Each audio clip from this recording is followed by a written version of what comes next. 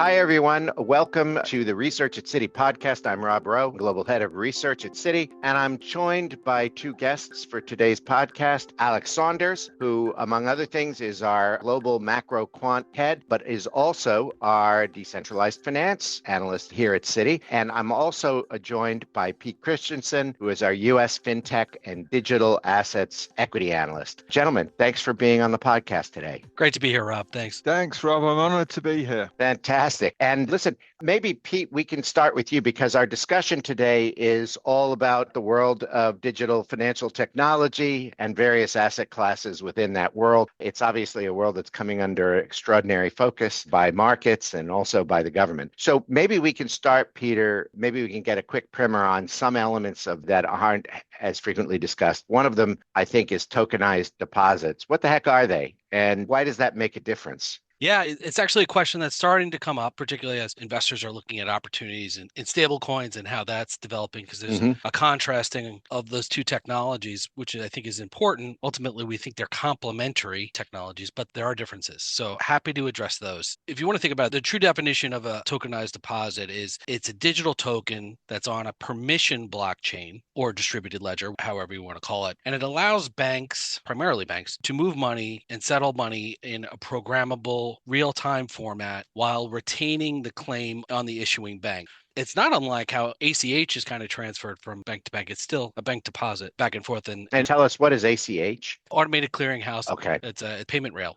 But I think it's worthwhile to break it down. Within bank transfers, there's external transfers, and then we'll talk a little bit about how it contrasts with stablecoins, give you, I think, a fuller picture. Today, most tokenized deposit transfers, it's early days, are really within bank. Let's say Bank of Rob has a corporate client that wants to move $10 million to another client within Bank of Rob. And here it's a quick transfer. It's simple. The token changes hands from one owner to the other. The ledger makes the appropriate entry, and the transfer can be instant, 24/7, programmable. It's kind of like changing seats on an airplane, but staying on the same airplane.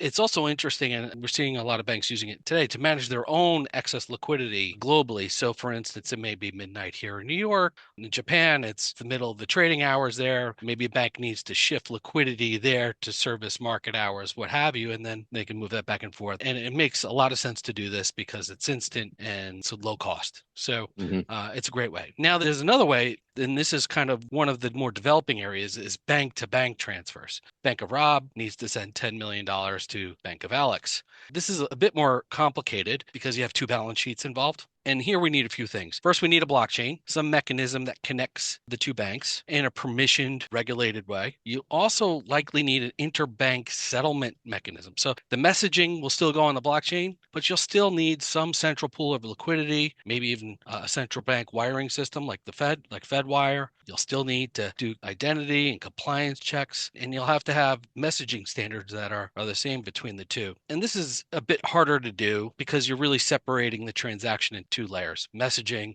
and then actual transfer settlement of funds. And this requires a bit of work. There's a couple of companies that are working on this. Canton Networks is one that's been in the press lately, another one called Finality. And a key issue in scaling something like this is settling on standards, which is a big deal. Having the right standards in payment gateways and software compatibility between treasury systems and ERP systems, as well as appropriate AML KYC tools. So a lot of firms are working on this, including Swift. And we think it's going to take some time before we see this sort of mechanism become more and more popular.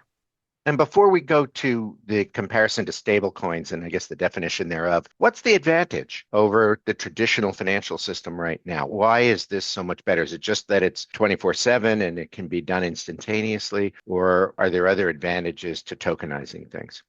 We can go into detail a little bit on that after we contrast that versus stablecoins, but it really comes down to performance, speed, zero latency, cost, obviously, transparency. You get to see where the money is. It's not lost in a correspondent banking vacuum for a period of time before it's unearthed. But what I think is the main advantage is programmability. And we could talk about smart contracts and all that later on. But a good contrast, I think, is, and sometimes you kind of understand things a little bit better when you contrast it versus something else, is what a stable coin is. And the way a stable coin is a representation of a fully reserved dollar, typically, in a regulated stablecoin. So it's not fractional banking. It's kind of like a form of making a dollar or any currency internet native, whereas a tokenized deposit is really a bank wearing blockchain clothes.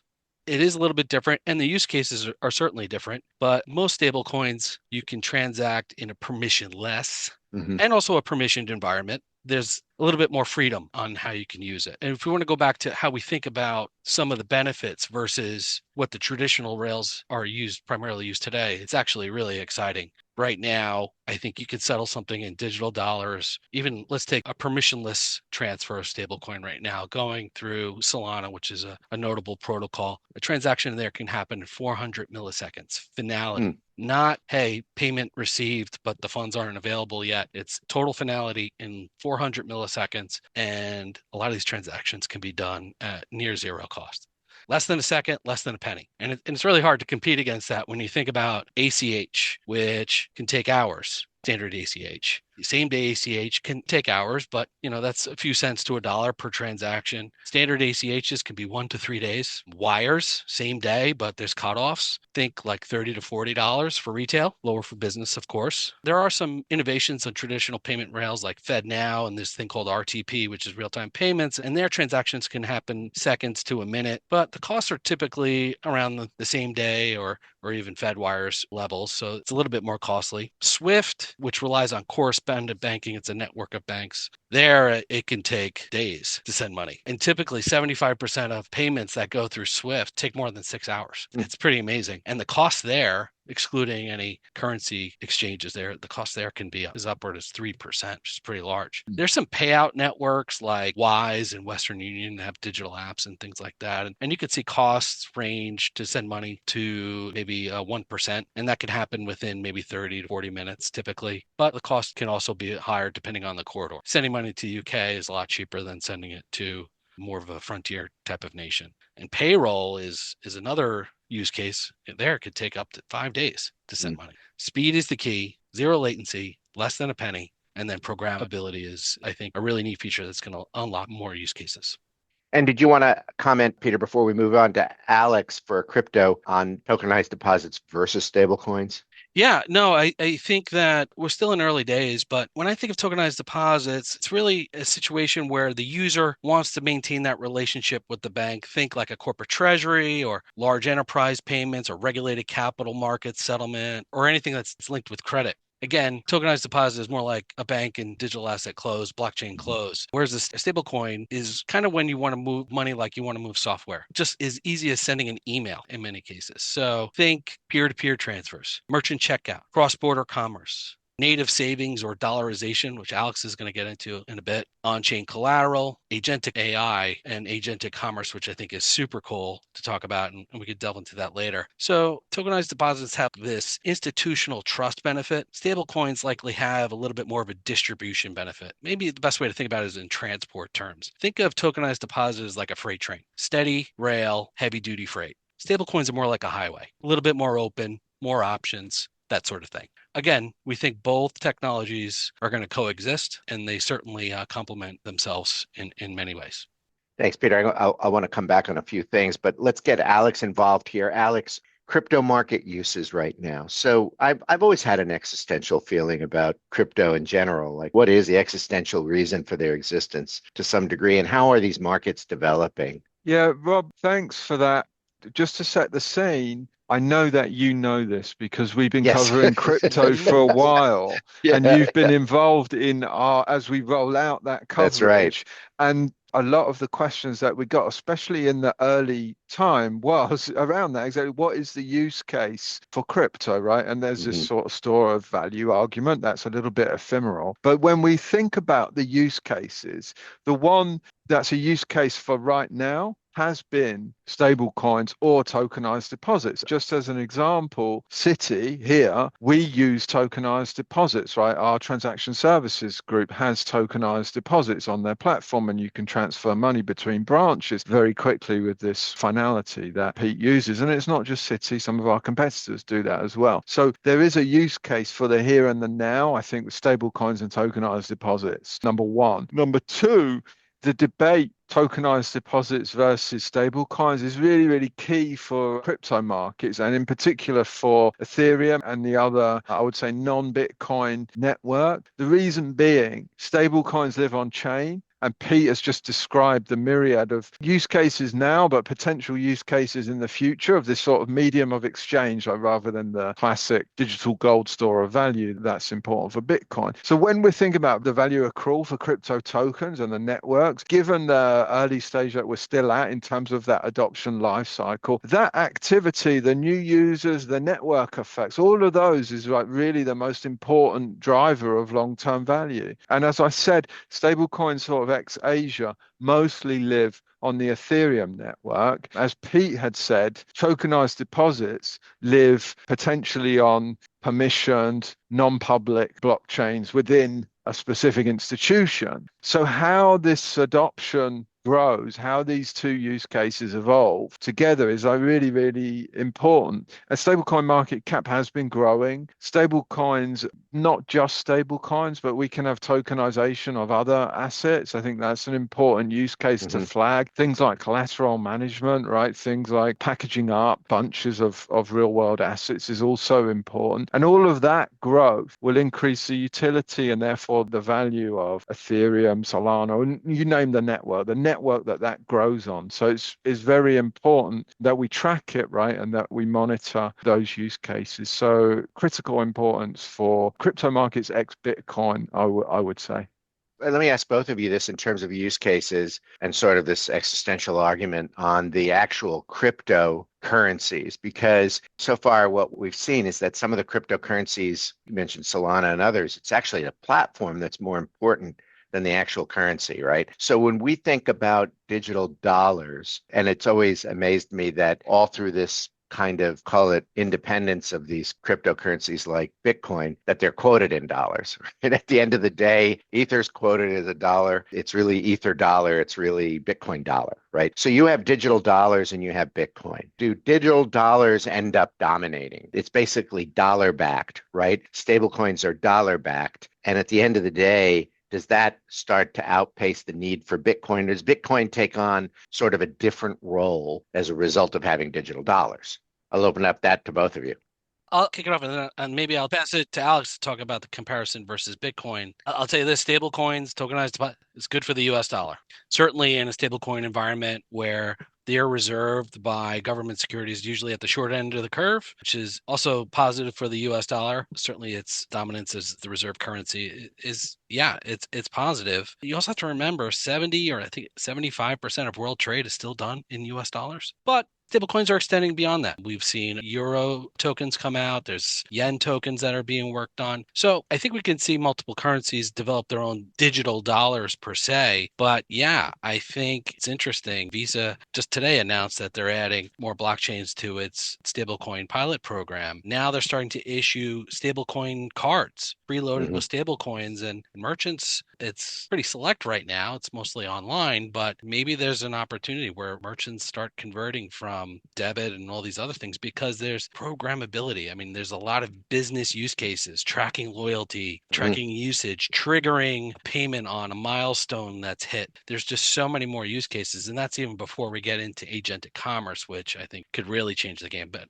maybe Alex, why don't we talk about Alex, you could take the BTC side. You could take the BT side of this. Let me talk on the macro effect, and then I'll probably pass it back to Pete as well, because I think another sort of underappreciated from the crypto market side of things is the new Genius Act and Genius compliance stablecoins and the companies that are building there, because they're not necessarily building on the existing rails. There's some of them are developing their own ones, right? So how that evolves, and Pete's very close to those companies, how that evolves is going to be very, very important for the reasons that I mentioned around adoption. But on the macro side, on stablecoins, let's start with stablecoins, and I'll move to Bitcoin. But if you think about the sort of classic store of value, stablecoins are really digital dollars, and as you mentioned, they are dominated in US dollars, right, rather than other currencies. And what we found, and it's in some of our research, is stablecoin usage, dollar stablecoin usage is much higher in countries with either or and high inflation or weaker, call it political institutions. That use case amounts to de facto dollarization for those jurisdictions, right? And that's going to be an important sort of policy implication that needs to be grappled with. But from the dollar dominance perspective, I almost would turn that on its head, actually. And firstly, and Pete mentioned it, so stable coins are predominantly like short-term paper. So if you think about the demand for dollars versus the supply, yes, that dollarization effect is incremental demand, but B, most of that paper is priced off of what the Federal Reserve is doing with their interest rates. So the incremental benefit to the US is measured in sort of the basis points rather than it being a large potential way of financing debt. But to turn it on its head, yes, the dollar is dominant in trade, as Pete had said. Dollar stable coins are even more dominant. So it's in the 90s rather than the 70s. But there are stable coins being launched in other jurisdictions. So Hong Kong is, in fact, is slightly ahead of the US in terms of legislatively approved stable coins. They just launched some last week. There are stable coins that are measured in euro and other currencies. And Rob, as you know, we have this perennial question that comes up on the macro side of the house of de-dollarization and when or if will the dollar lose its reserve status. And so I submit that it hasn't right now, but an early warning signal of that probably will come from that stable coin or even the tokenized deposits markets, where if you do see the shift away from dollar dominance there, that's probably an early sign that you'll see it in trade and in other markets, et cetera, et cetera. So I agree. I think it helps cement that dominance. But if we were to think about it the other way, it would also give us an early read potentially on that de-dollarization theme. Mm-hmm. And Rob, I'm sorry, I just want to touch upon your earlier question when you were saying, hey, look, these aren't just speculative tokens, these actual platforms, they're tech stacks. They really are. And we know the folks from Solana, we know they're trying to get more utilization. They're trying to bring developers there to develop certain elements of the stack. And there's a lot, it's almost like an app store in a way, trying to have the best throughput and the best platform, but you want to attract developers so they can add KYC, AML, FX, they can add smart contract, insurance, all these different elements that are needed in this environment. So yes, I feel like the crypto industry, after some ups and downs over the last couple of years, some distractions, I feel like the crypto industry is getting more serious about infrastructure and actual use cases here, less so on the speculation side, which I think is an important part of the evolution of the industry.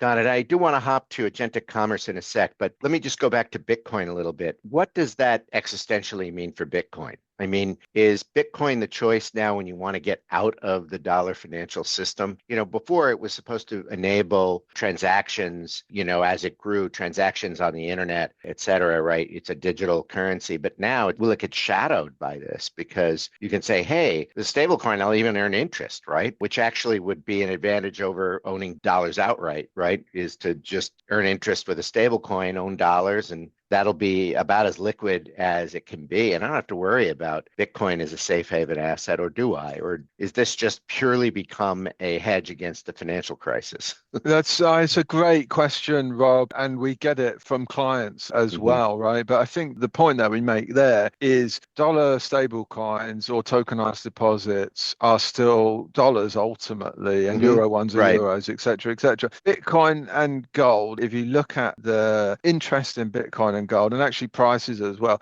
they tend to pick up when you see increases in the narrative around debt sustainability, around currency debasement, and you can do that just by simply looking at number of news stories that mention those words. And so we don't see that changing. So that store of value argument is still for Bitcoin or as digital gold, or gold as analog gold, as opposed to that stablecoin sort of tokenization. And over the long term, actually, how will we know if crypto or Bitcoin specifically is maturing as an asset class? It'll actually be because it becomes more correlated with gold and less correlated with equity. So we still see that, call it debasement, property or characteristic of Bitcoin maintaining, even if we see large growth in stable coins, even if they pay yields or rewards, even if that growth ends up being in tokenized deposits and other smart contracts. Got it. Now let's switch to agentic commerce and other uses. Agentic commerce sounds like we've given the computer HAL in 2001, The Space Odyssey, the ability to spend money. I don't know what would have happened in that effect, but maybe you could explain agentic commerce to me. Yeah, no, and it's We're not even in the preface, I think, of that story, but it's super interesting where this is going. Basically, agents want money that's like an API. That's it. They want money that's an API. They need zero latency. They need something programmable, verifiable, always on, the ability to handle high volume nano payments, like pay per use, that kind of stuff. Then there's actually within AI use cases themselves, pay per AI output, pay per compute, pay on data, that kind of thing. And agents are going to go and be able to have that finality and have that control over ACH, over Fed wires, or all of those things. Now, a lot of tech that needs to come together, but there was a really interesting development that came out of Coinbase in the last couple of months, these things called X402 payments. When you type on your computer, you got like file 404, file not found? Sure. Well, 402 is request for payment. It was always there. And in fact, as a company we cover, BitGo, the CEO there was actually one of the authors of HTML. I mean, the guy built it back in the 90s, and it's amazing. And it was always meant to be a machine-to-machine payment mechanism. And it's been recently unearthed by Coinbase. And Coinbase recently shifted the development effort here to the Linux Foundation. You're seeing partners like Visa, MasterCard, all the big players, Amex, get involved with this effort. And it's really interesting to see how these less than a penny, less than a second, fully programmable, like sending money as easy as sending an email, and then having the capability to serve AI agents. It's pretty amazing on how this is starting to develop and where this can go. I mean, programmability is a major function. You think about delivery versus payment, atomic settlement for securities, escrow logic, hey, an event happened, trigger a payout. Or trade finance. I received a manifest or an invoice or receipt of some milestone triggers a payout. Collateral movements. And it's really interesting where this could go. Traditional payments have very little capabilities to even carry data with them. I think a standard ACH has 16 characters that it can carry. Stable coins, tokenized deposits have the ability to carry EXE files and APIs. And it's pretty amazing. I'll wrap up with just one comment. It's amazing. We think about years ago during the financial crisis, lines wrapped around the block, people trying to get money out of an ATM. Fast forward 15 years later, we had Silicon Valley Bank and people moving money with apps. The speed of money is getting faster and faster and faster. And things like tokenized deposits and stablecoins, this is the next iteration. Wow. Gentlemen, thank you so much for your insights. Thanks for being on the podcast with us today. Thanks for having us, Rob. That was great. Thanks, Rob. This podcast was recorded on April 29, 2026. We'll be back next week. In the meantime, feel free to explore our previous Research at Citi podcasts, and be sure to be on the lookout for our other podcast series, The Markets Edition. It features 10-minute breakdowns of the equity and global macro markets each and every week. You can find both podcast series on your favorite podcast channel. Thanks so much, everyone. This podcast contains thematic content and is not intended to be investment research, nor does it constitute financial, economic, legal, tax, or accounting advice. This podcast is provided for information purposes only and does not constitute an offer or solicitation to purchase or sell any financial instruments. The contents of this podcast are not based on your individual circumstances and should not be relied upon as an assessment of suitability for you of a particular product, security, or transaction. The information in this podcast is based on generally available information, and although obtained from sources believed by Citi to be reliable, its accuracy and completeness are not guaranteed. Past performance is not a guarantee or indication of future results. This podcast may not be copied or distributed, in whole or in part, without the express written consent of Citi. Copyright 2026 Citigroup Global Markets, Inc. Member SIPC. All rights reserved. Citi and Citi and Arc Design are trademarks and service marks of Citigroup, Inc. or its affiliates and are used and registered throughout the world.